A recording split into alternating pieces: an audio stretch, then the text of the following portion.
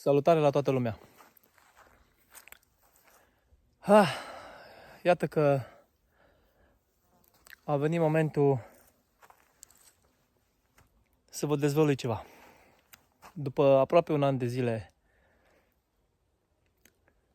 în care am crezut că o motocicletă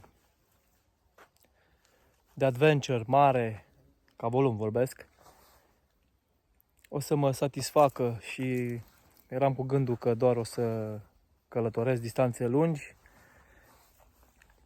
Iată că a venit momentul să fac un lucru care nu credeam că o să-l fac. Și anume să-mi schimb motocicleta. După niciun an, un an de zile să zicem.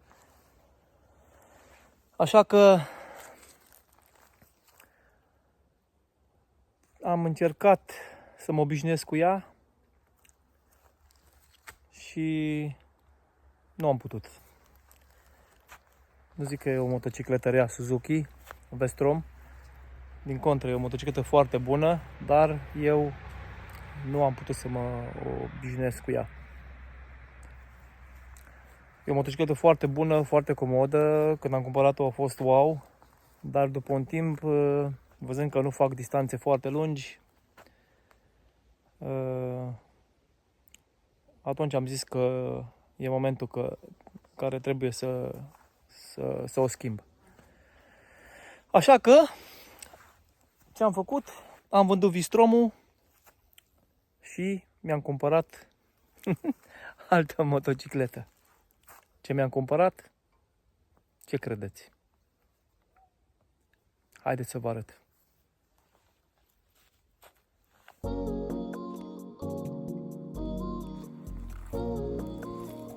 Iată noua mea motocicletă.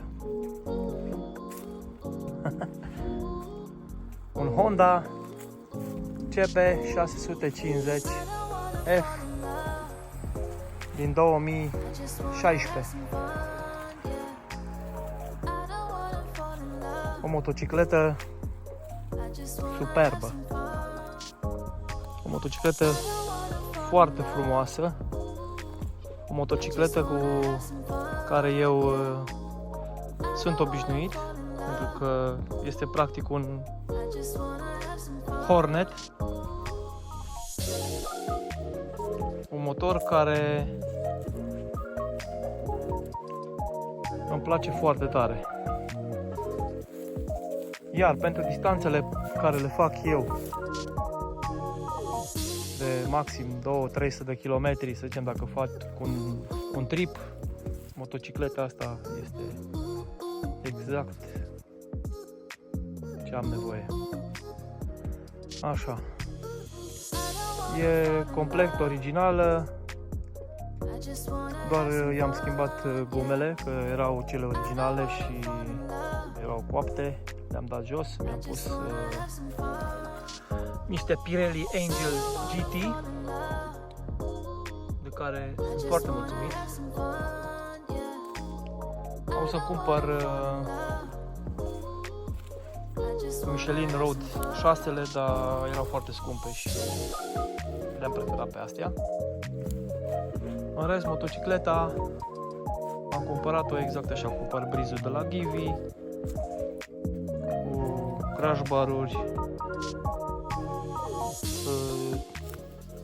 tank bag-ul ăsta este de la l-am avut și la Suzuki, nu l-am dat. Bineînțeles, prietenul meu, ursulețul, care nu pleacă niciodată de la mine. În rest, ce să vă zic, motorul este o plăcere să-l conduci.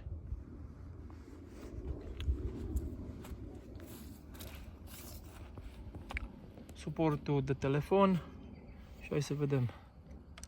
Îi dăm și o cheie.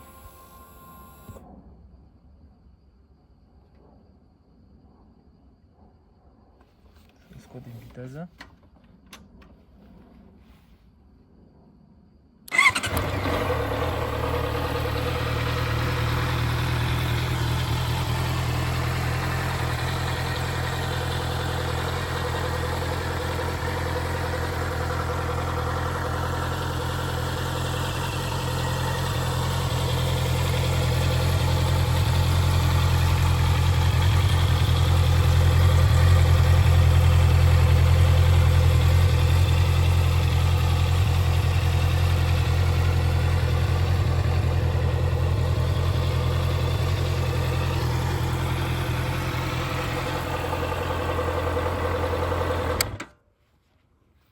87 de căluți, vreo 63 de Nm și cam asta e. E o motocicletă naked, dar care poți să mergi cu ea la distanțe lungi, pentru că poziția este una dreaptă, nu e foarte aplecat în față. Și în plus de asta, ce mă încântă cel mai tare, uitați-vă și voi la galeria asta de evacuare, cât poate fi de frumoasă.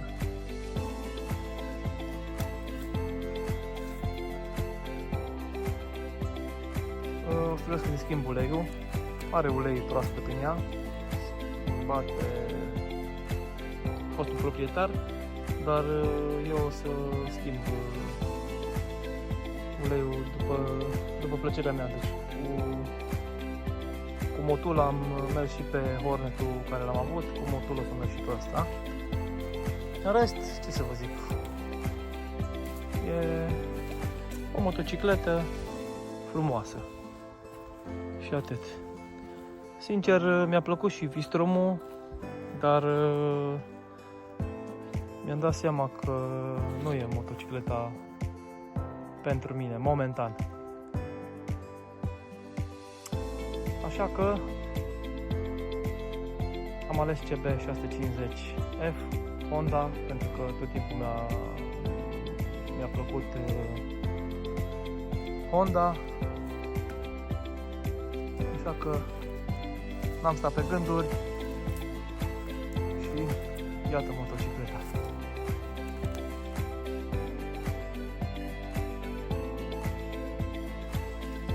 Și încă ceva. Mai am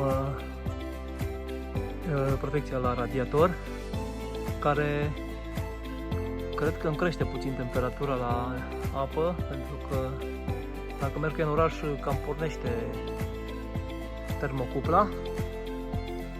Și crash barurile de la SB Motec, astea ce trebuie montat pe ea. Nu prea îmi plac crash padurile, prefer tot timpul crash barurile, protejează mai bine, arată și bine. Evacuarea stock. În rest, motocicleta e complet originală și arată foarte, foarte bine.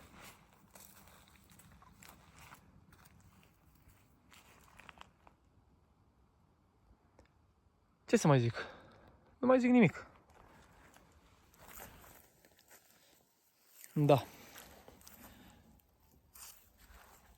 Vistromul mi-a plăcut, nu pot zic că nu mi-a plăcut. Am făcut aproape 7-8 mii de kilometri cu el, dar nu m-am putut obișnui cu el, pur și simplu nu m-am putut obișnui cu el. Poate dacă îl țineam mai mult, îmi plăcea. La un moment dat, na, dacă mergeam singur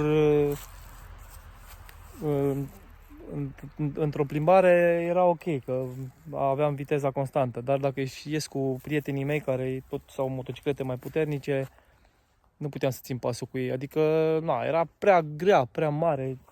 Na, nu era o motocicletă de viteză. Nici asta nu e foarte puternică, dar e altceva. Pentru mine, vorbesc pentru mine. Are aproape 90 de cai și 4 cilindri, bineînțeles. Feeling-ul ăla de 4 cilindri, na, mă rog, nu știu, cui îi place 4 cilindri, știe despre ce vorbesc. Plus de asta, e închegată bine, chiar dacă e din 2016, e închegată bine,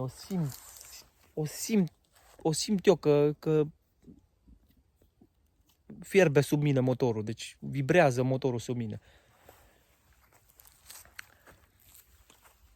Ce să vă mai zic? Nu vă mai zic nimic. Dacă v-a plăcut, dați voi un like, un subscribe. Până data viitoare, Vă doresc numai bine!